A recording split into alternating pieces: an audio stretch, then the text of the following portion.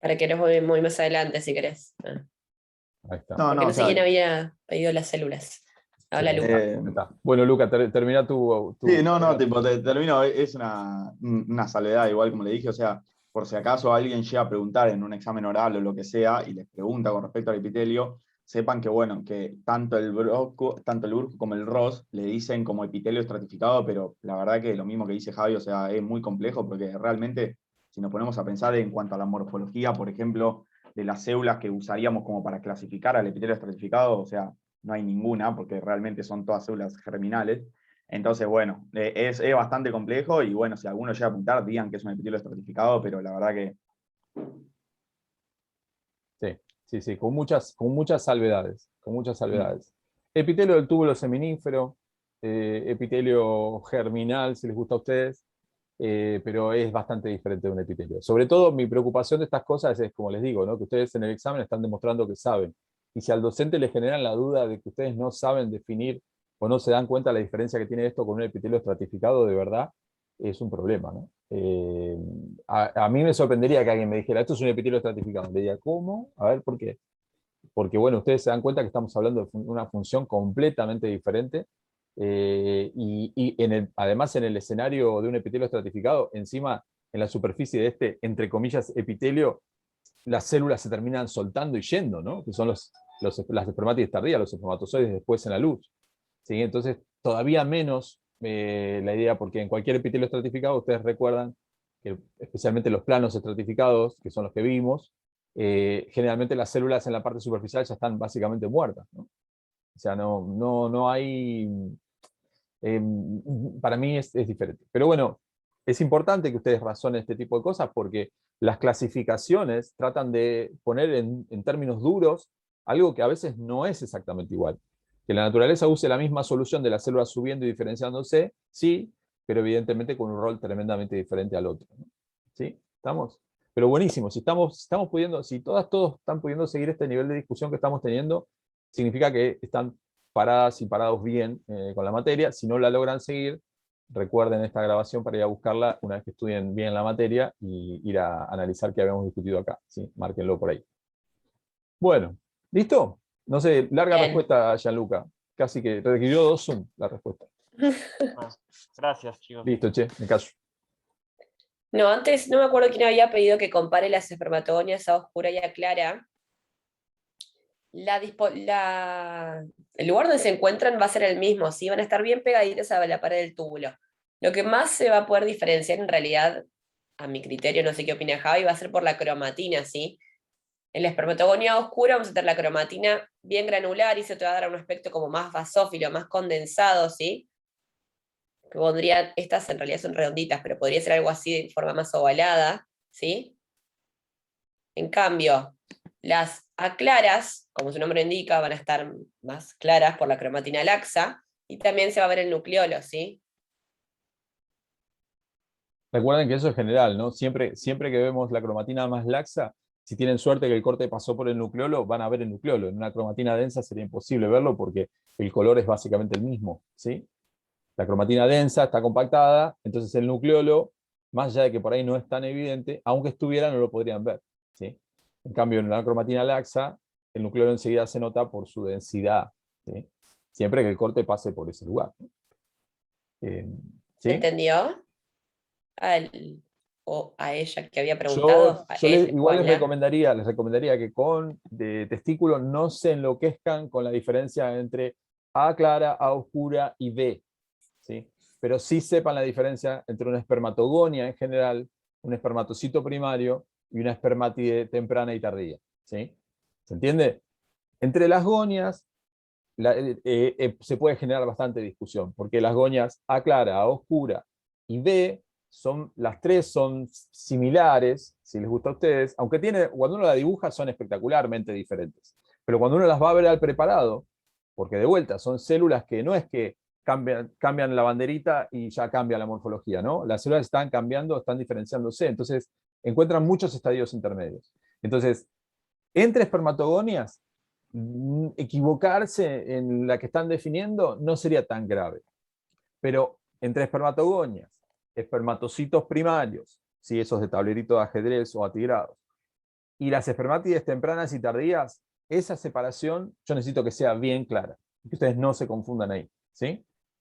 Ergo, nadie va a desaprobar un parcial por no diferenciar espermatogonias entre sí, pero no saber la diferencia entre una espermatogonia, un espermatocito primario, una espermátide temprana y tardía, sí es un problema.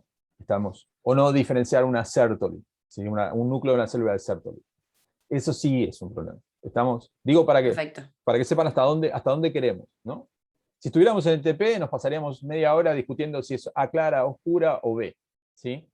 Pero la realidad es que entre espermatogonias las diferencias son más sutiles y tal vez no tan importantes desde nuestro aspecto de evaluación.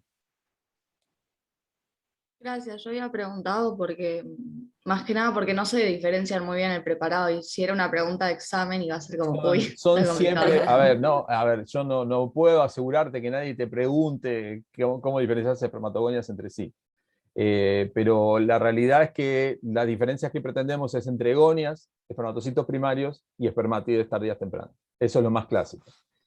Si ustedes tienen que diferenciar una espermatogonia A de una B, y no tienen demasiada, o sea, y las dos las ven con el núcleo más o menos condensado y qué sé yo, siempre recuerden que las células están subiendo. Entonces, si ustedes ven una célula con el núcleo bastante condensado y que ya está alejándose del borde del túbulo, ustedes pueden decir que es una B, aunque no tengan claramente la idea que es una B, porque dicen ya subió, entonces el docente que los está evaluando o quien está mirando el preparado con ustedes, les va a poder decir, claro, digamos, no es exactamente la que yo estoy de acuerdo que es una B, pero tiene lógica porque se empezó a despegar del túbulo. Porque de vuelta, acá no pretendemos que ustedes sean histólogos del siglo pasado que tenían que definir cuáles células eran. Lo que pretendemos es que nos muestren que saben la histofisiología de este órgano. Entonces, si ustedes buscan una B un poquitito despegada ya de la membrana basal, es lógico porque ya está avanzando en su diferenciación. ¿Sí? Entonces, tengan cuidado con eso también. Más allá de que a veces los cortes son medio jorobados y ustedes van a ver como este corte que hay ahí, ¿no? Que un espermatocito primario casi está en el borde también. ¿Sí? ¿Estamos? Excelente. Es gris este tema, es gris, es muy, yo ya lo sé Sí, que es sí. gris. Las caras me lo muestran y ya lo sabemos que es así. Pero bueno, es el túbulo de la vida real, ¿no? El tubo la vida real. Me gusta esa comparación. Bien. Bueno, acá esta diapo igual les queda después en la grabación, pero para que se acuerden que las espermatogonias se dividen por mitosis, espermatocitos por meiosis, y luego las espermátides sufren diferenciación y maduración, ¿sí?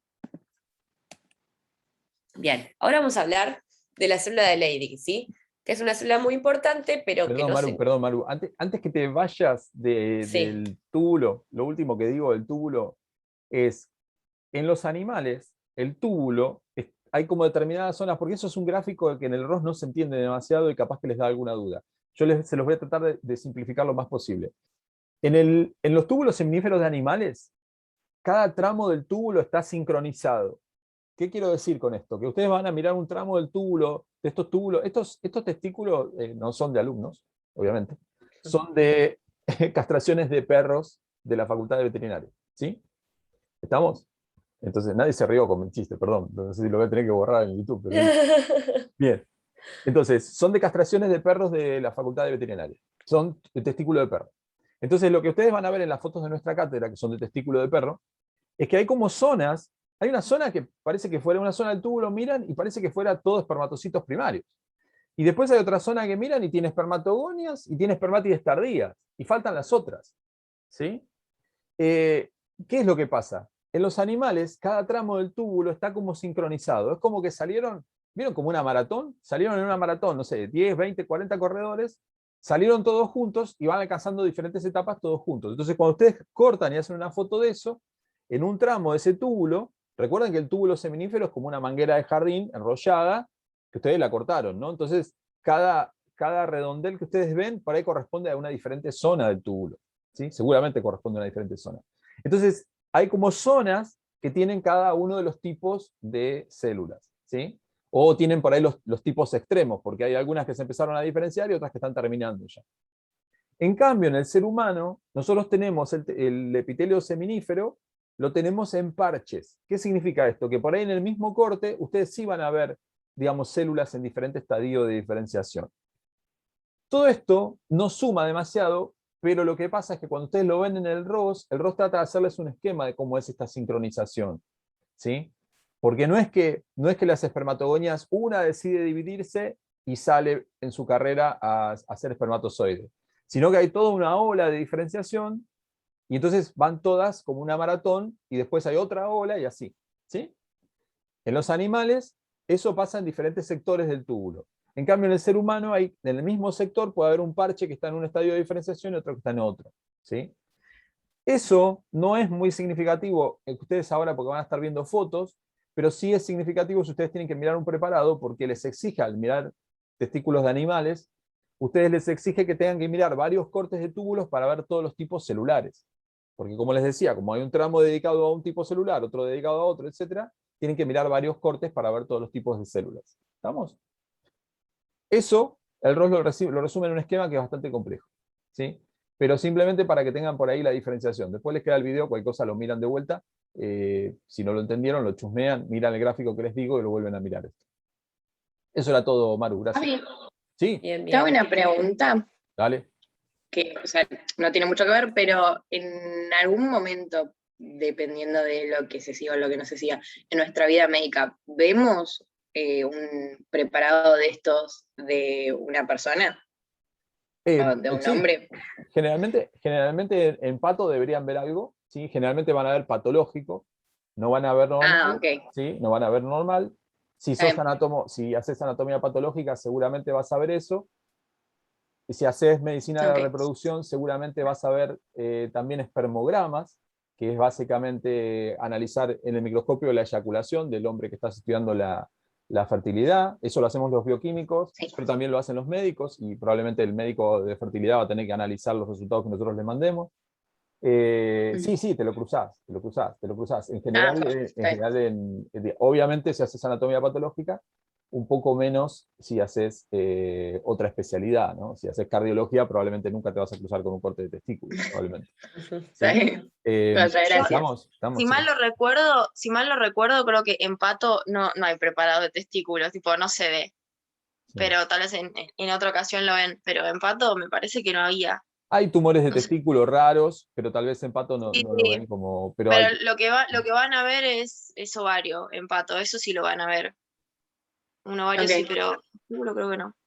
No, Sí. sí, medio en general, porque viste, en embrio también es como todos embriones de animales. En general, lo primero que aprendes, viste, entonces como si en algún Sí, momento se no, llega a la nosotros, persona. hay una cosa evidente, cuando yo hago el chiste de que no es de nuestros estudiantes, tiene que ver con la disponibilidad también, ¿no? O sea, evidentemente vos no le sacás el testículo a un hombre si no hace falta porque hay No, una por eso. patología. No se saca un testículo normal. Y si vas a autopsias, es un problema porque a veces el tejido no está bien conservado, etc. Generalmente la autopsia que nosotros podemos acceder no es una autopsia de un accidente o algo por el estilo, y tampoco a veces eso tiene juzgado, cosas en el medio que no es simple acceder. No es fácil acceder a material humano normal, ¿sí? Porque Claro. significaría que la persona no lo necesitó más, ¿de acuerdo? Entonces, claro, es fácil acceder a material patológico porque es lo que vos sacás en una cirugía.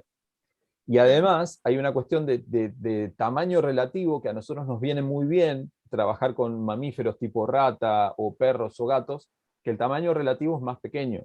Vos podés ver en un preparado un corte entero de un cerebro de rata, ¿sí? Ver un corte coronal o sagital de un cerebro entero de rata, mientras que un cerebro humano no lo podríamos poner en el microscopio. No. ¿Estamos? Entonces, Claro. y es más difícil orientarte. Entonces, esa es la realidad. Te puedo asegurar que si vos mirás preparados de mono, de humano, o estos que estamos viendo de perro, son extremadamente similares, excepto esto que te digo, que la diferenciación ocurre por olas en un sector del túbulo y Claro. por parches en el otro, lo cual a nosotros no nos interesa porque vemos las células igual.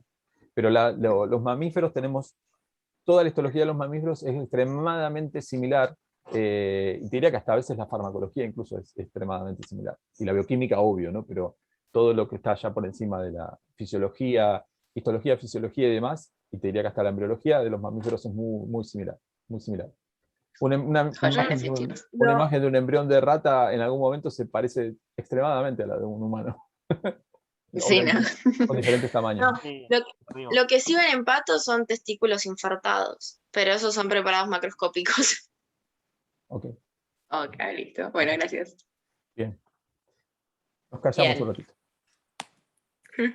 Entonces, retomando, ya charlamos todas las células que podemos encontrar en los túbulos, ¿sí? Pero alrededor de los túbulos, acuérdense que tenemos estroma, que es de tejido conectivo. Y dentro de ese estroma podemos encontrar una célula que se llama célula de Leydig, ¿sí?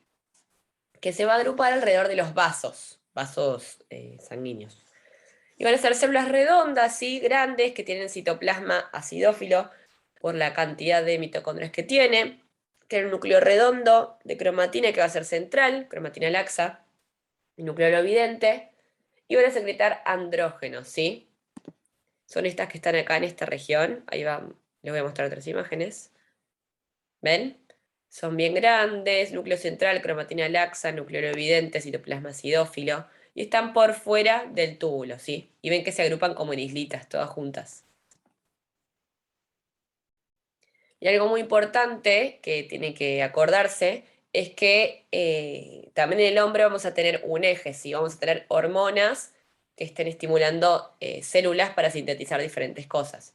En el caso de la LH va a estimular a la célula de Leydig y la FSH a la célula de Sertoli, ¿sí? Y obviamente, bueno, la célula de Leydig hace testosterona, pero para que no se queden que solo en la mujer la FSH y la LH, ¿sí? En el hombre también está y tiene su función. Y esto es testículo. ¿Alguien tiene alguna pregunta de testículo? Ahora me queda un pedacito de otro órgano que está en el mismo preparado. Pero para ver cómo venimos. ¿Vieron que las Leydig son muy acidófilas? ¿Alguien se anima a contarme por qué son muy acidófilas? por las mitocondrias. ¿Y para qué tiene tantas mitocondrias? Em, Una célula que se dedica a fabricar una hormona, ¿no? Porque la reacción de síntesis de la testosterona consume mucha energía. Es muy desfavorable del punto de vista energético. Hace falta mucha energía para hacer testosterona. Entonces, ojo con esa, porque es una de las pequeñas trampas que tiene la histología, que acá las mitocondrias no están para mover bombas, las mitocondrias no están para producir, no sé, ATP, para que el citoesqueleto se contraiga como en un músculo. Las mitocondrias están para brindar energía a una reacción química que es difícil de hacer desde el punto de vista energético. Después lo van a ver un poco en Bioki, pero ¿sí? Esa es la idea. Entonces, las células de Leydig son muy acidófilas porque tienen muchas mitocondrias, receta de siempre, pero acá la energía se utiliza para una reacción que es muy desfavorable desde el punto de vista energético. ¿Estamos? Sí, ¿qué hace la testosterona? Produce los caracteres sexuales secundarios masculinos. ¿Qué significa eso? Chan. ¿Qué significa caracteres sexuales secundarios? Masculino, Los femenino. conductos y los genitales ¿Cómo? externos. Los conductos y los genitales Genitales externos. externos un poco, pero tiene que ver con una distribución de grasa corporal, de pelo corporal, de musculatura, etcétera, ¿sí? O sea, tiene que ver con los caracteres sexuales secundarios masculinos o femeninos, en este caso masculinos, que tiene que ver con la distribución del vello, la distribución del vello con B corta, ¿no? ¿Sí? Del vello, o sea, del pelo, tiene que ver con la distribución de la grasa corporal, con la capacidad muscular, que después uno puede entrenarla y lo que fuera, pero digamos, lo basal tiene que ver con los caracteres sexuales secundarios, ¿sí? Ojo con eso, ¿sí? Ojo con esas palabritas que se supone que ustedes a esta altura del partido deberían conocer, de embrio y de histo también, ¿sí? Entonces la testosterona es la hormona número 1 para producir caracteres sexuales secundarios masculinos, ¿sí? Que tiene que ver con aspecto, distribución de grasa, pelo, etc. ¿De acuerdo? Después van a ver que igual la testosterona tiene un paso más, que se vuelve todavía más potente, fuera del testículo y demás, ¿sí? La LH gobierna el funcionamiento de las células de Leydig. ¿Vamos? Pregunta. Sí. En general, las células que producen hormonas van a tener esta característica de citoplasma acidófilo por la cantidad de mitocondrias, por la No necesidad de todas, ATP. No todas, no todas. En general tienen un citoplasma acidófilo. Algunas pueden tener como agujeritos en el citoplasma que en realidad son vesículas de colesterol, ¿sí? En general te diría que varían entre citoplasma acidófilo hasta ahí y acidófilo pálido, ¿sí? Por eso, Las porque únicas que cuando tienen, estaba, perdón, pero las únicas que tienen intensamente acidófilo, son las de Levy, porque esta reacción consume mucha energía y tienen más mitocondrias que el promedio. Pero en general las células que producen hormonas esteroides son acidófilas. Ojo que hormonas tenemos hormonas esteroides, que son con el anillo de colesterol, tenemos hormonas peptídicas, que son como mini proteínas, ¿sí? Y tenemos hormonas que son aminoácidos modificados, como por ejemplo las de la tiroides, ¿sí? T3 y T4, triiodotironina, tetraiodotironina, ¿sí? ¿Estamos? sí, porque, o sea, yo ya estaba repasando glándulas y tipo, una de las características que veía es que la mayoría tienen citoplasma acidófilo pálido o entre acidófilo. Sí. Y algunas Siempre, perdón, creo que la nivel. Siempre, perdón, pero siempre fíjate qué tipo de hormona están secretando, ¿sí? Dividan el planeta de las hormonas en hormonas peptídicas, o sea, proteínas pequeñas, o sea, polipéptidos, ¿no? Esas serían peptídicas, hormonas esteroides o de anillos de colesterol, donde están los estrógenos, el estradiol, donde están las hormonas de la corteza suprarrenal, ¿sí? Todas esas. Y después tienen hormonas que son simplemente aminoácidos modificados, como las de la tiroides, ¿sí? Entonces, divídanlo de esa manera porque ustedes ahí van a entender qué es lo que tiene enriquecido la célula que la fabrica, ¿sí? Si vos vas a fabricar una hormona peptídica, probablemente no tengas tanta cantidad de mitocondrias, pero sí tengas la cromatina laxa. ¿Se entiende? Porque un péptido lo estás fabricando a partir de una receta que tenés en el DNA. En cambio, en una hormona esteroide, por ahí no necesitas tener la cromatina laxa, porque lo haces con enzimas que fabricaste hace mucho. ¿Me siguen cómo estoy conectando la biología celular con el producto que tengo en cada célula? Porque de esa manera vos vas a poder dibujar la otra estructura y la estructura de la célula, o la tinción de la célula, la vas a poder imaginar sin necesidad de recordarla de memoria. ¿Me siguieron? Sabiendo qué tipo de hormona es. Y además adelantan capítulos para Bioki después, que a la larga Bioki y en endocrino lo van a tener que saber. ¿Sí? Bien. Hoy estoy con largas respuestas, así que cada vez que me preguntan me tomo 10 minutos. Perdón. Tranqui.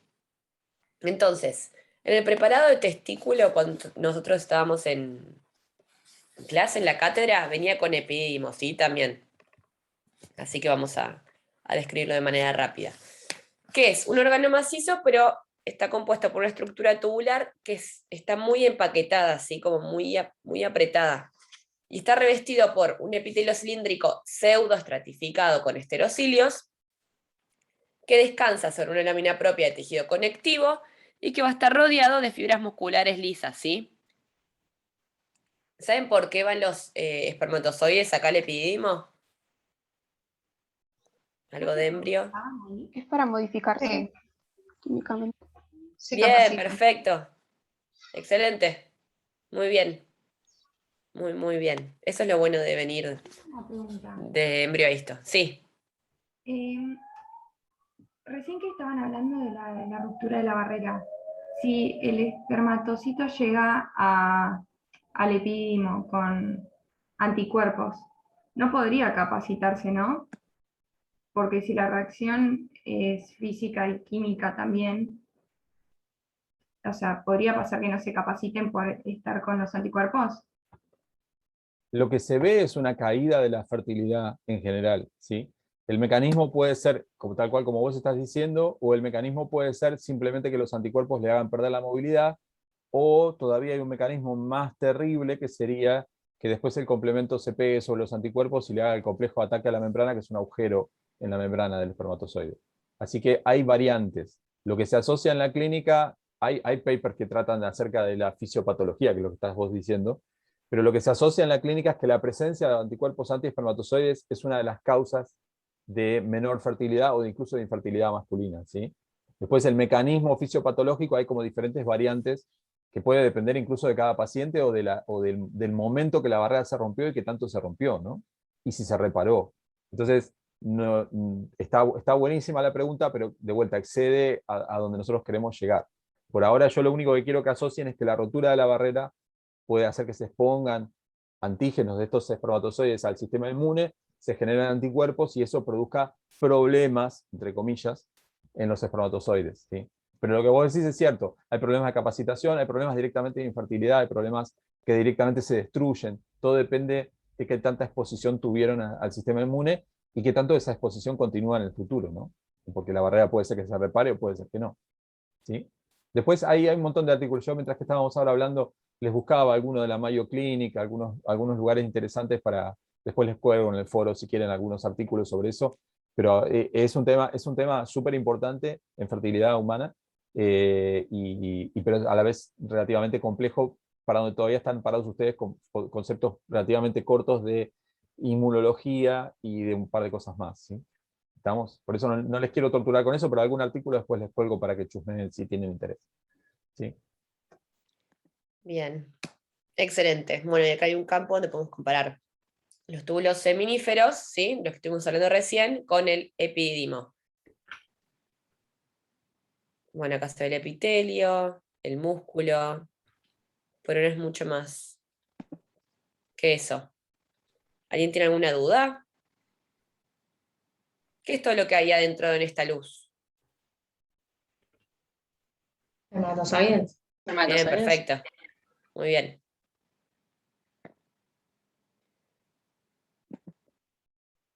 Bueno, si nadie tiene una duda, yo dejo de compartir. Te toca a vos, ¿no, Ju? Sí, yo lo que queda que es re poco igual, chicos. Bien. O sea, poco de masculina, porque queda ojo todavía. No se desconcentren aún.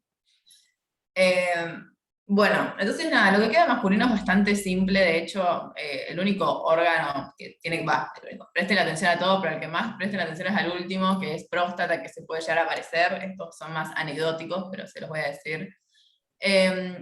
Vamos a ir con lo que son las vías espermáticas entonces, y después vamos a ver las glándulas accesorias. Maru ya les contó de epididimo, que es, digamos, los espermatozoides van de testículo a epididimo, y después pasan a lo que es el conducto deferente, que es lo que vamos a ver ahora. El conducto deferente es un órgano hueco, y va a estar formado por 3 túnicas, una mucosa, una muscular externa y una adventicia. La mucosa va a estar compuesta por un epitelio cilíndrico pseudoestratificado con esterocilios, básicamente similar al del epididimo, y va a tener después una lámina propia de tejido conectivo colágeno laxo con fibras elásticas. Después tenemos la muscular externa, que va a estar organizada en capas también. Vamos a tener una longitudinal interna, una circular media y una longitudinal externa, 3 capas. Y luego una adventicia de tejido conectivo colágeno laxo, con vasos y nervios. Fíjense, esto es lo que vemos. Ven el epitelio, la lámina propia, luego tenemos la muscular, que fíjense que está bastante desarrollada, también puede tener una función de transporte, ¿no?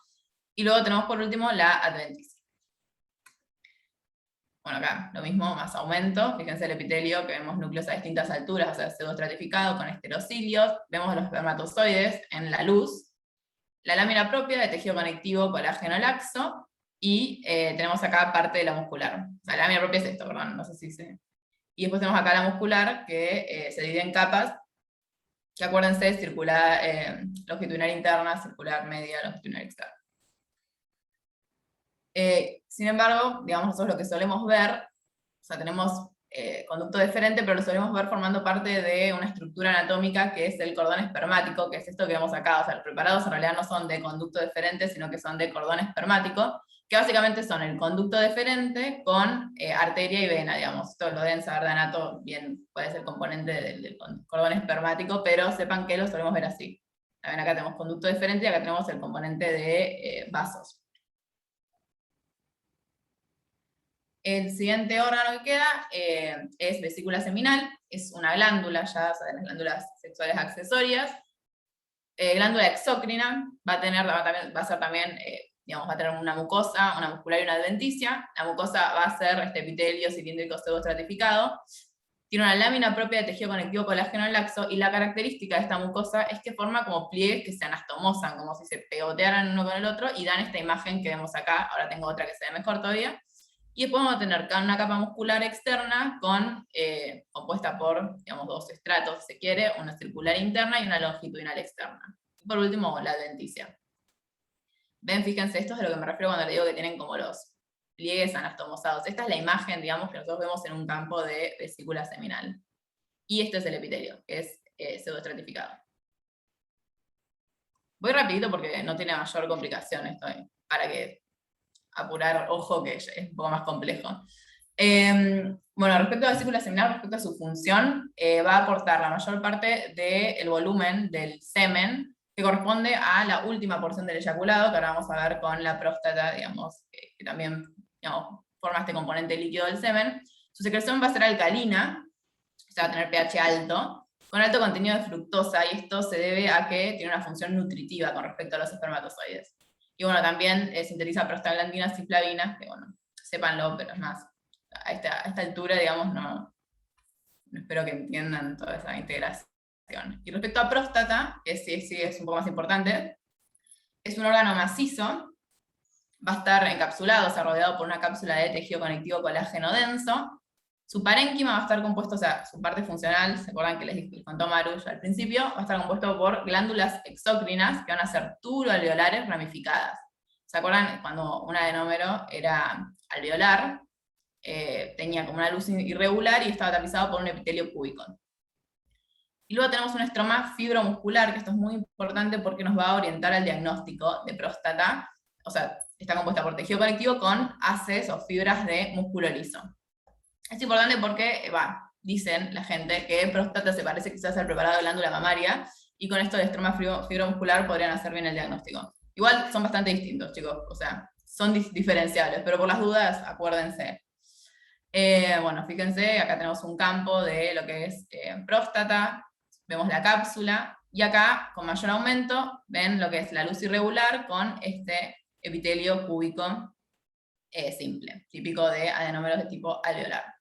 Y acá vemos todos estos haces de músculo liso que yo les decía, en estos núcleos bien como en habano, con ovalados de bordes romos. Hoy me estoy comiendo todas las heces, me sale la pueblerina.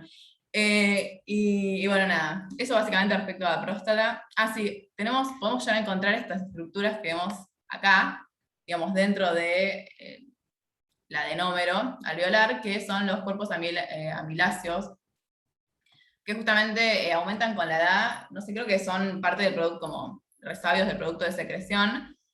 Nada, los podemos ya encontrar y también nos orientan a diagnóstico de próstata, así que ténganlo en cuenta. Respecto a la función de la próstata, bueno, aporta componente líquido al semen, que esto lo hace en conjunto con la vesícula seminal, pero es lo que corresponde a la primera porción del eyaculado.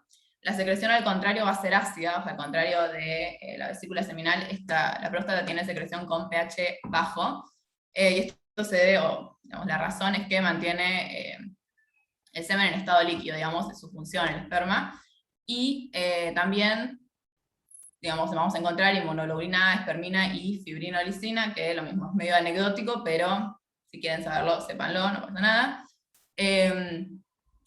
Y bueno, nada, esto es todo respecto a próstata, fue medio rapidito porque, nada, lo más importante de masculino sobre todo es la parte del testículo, pero sepan lo otro, sobre todo diagnosticar, ¿no? El microscopio.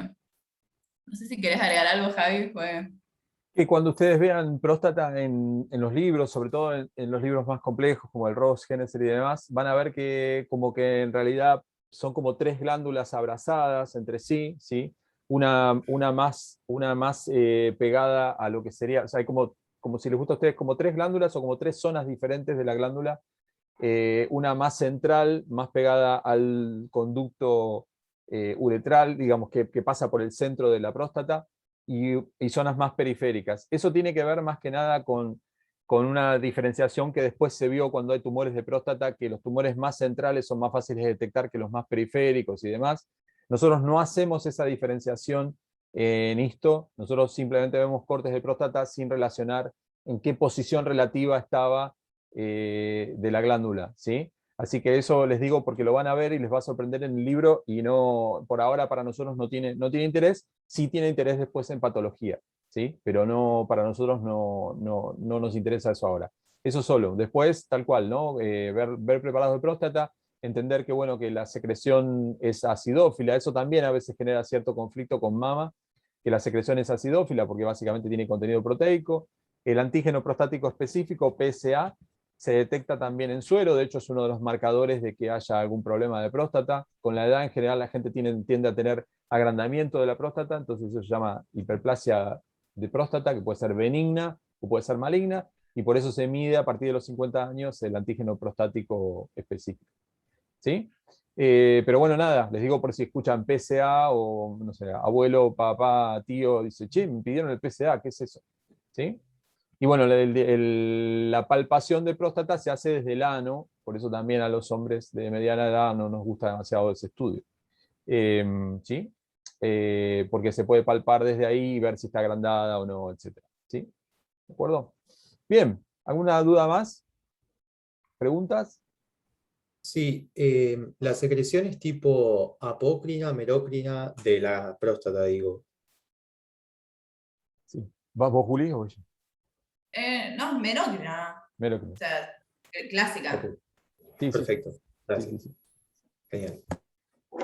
Y como les decía, ¿no? El análisis del líquido seminal, de la eyaculación, se pueden hacer una serie de estudios bioquímicos y demás para ver la calidad de lo que acompaña a los espermatozoides, porque no solo se mide en esos estudios de espermograma la movilidad de los espermatozoides, sino que además se ve cómo están el resto de los componentes, porque de nada me sirve que los espermatozoides lleguen y no tengan por ahí fructosa para alimentarse el periodo que tienen que sobrevivir en el aparato reproductor femenino, ¿no?